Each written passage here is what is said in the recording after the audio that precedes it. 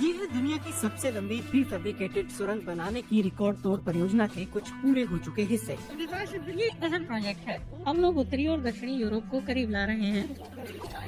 सबसे पहले हिस्से का उद्घाटन डेनमार्क के राजा ने किया। उसी से इसकी अहमियत पता चलती है। ये एक बहुत बड़ा दिन और 2029 में जर्मनी में सुरंग खोलने के हमारे अंतिम लक्ष्य का एक अहम पड़ाव है।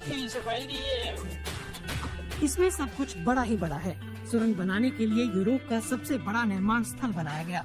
यूरोप का सबसे बड़ा तैरता ड्रेजर भी यही इस्तेमाल हो रहा है। ये है यूरोप का मेगा प्रोजेक्ट। जितना विशाल उतनी ही बड़ी चुनौतियाँ। निर्माण में कंक्रीट डालने की प्रक्रिया बड़ी अहम है। 30 घंटे तक लगातार कंक्रीट डाला जाता है।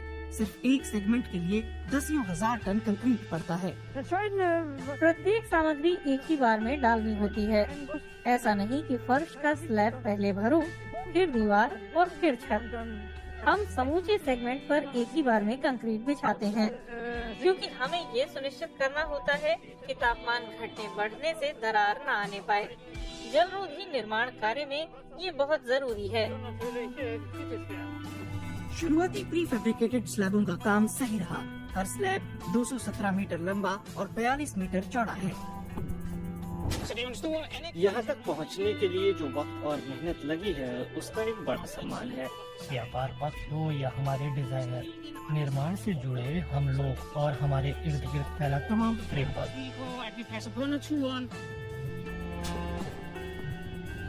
सुरंग में कुल 89 प्री फैब्रिकेटेड हिस्से होंगे। 2 ट्यूबें ट्रेनों के लिए और 2 कारों के लिए। बड़े हिस्सों को फिर समंदर में डुबोकर जोड़ा जाएगा। उसके बाद अंदर का काम होगा। हमें पता है कि समुद्री खाई खोदते समय कुछ रीफ हमसे नष्ट हो जाएंगे, लेकिन कुल रीफ एरिया का ये बहुत ही छोटा सा हिस्सा होगा, सिर्फ 0.05%। और जितने बर्बाद होंगे उससे ज्यादा रीफ अलग लोकेशन में फिर से पनप जाएंगे। सुरंग डेनमार्क को उत्तरी जर्मनी से जोड़ेगी। 160 किलोमीटर की ड्राइविंग बच जाएगी। ये ईयू के उस प्रोजेक्ट का हिस्सा है जिसके तहत उत्तरी और दक्षिणी यूरोप के बीच रेल यात्रा को ज्यादा तेज और सुगम बनाया जाना है, ताकि हवाई यात्रा कम से कम हो। इस प्रोजेक्ट में ब्रेनर बेस टनल भी शामिल है, जो ऑस्ट्रिया और इटली को जोड़ेगी।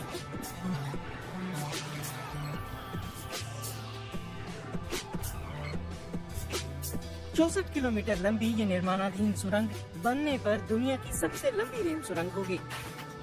इस निर्माण की अनुमानित लागत 7 अरब यूरो है, लेकिन डेनमार्क क्या इसका खर्च निकाल पाएगा?